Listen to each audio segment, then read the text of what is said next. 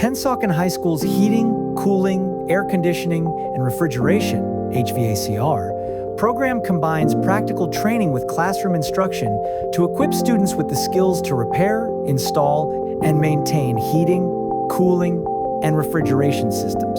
Students explore topics such as piping, soldering, and the logistics of HVAC systems in both residential and commercial settings.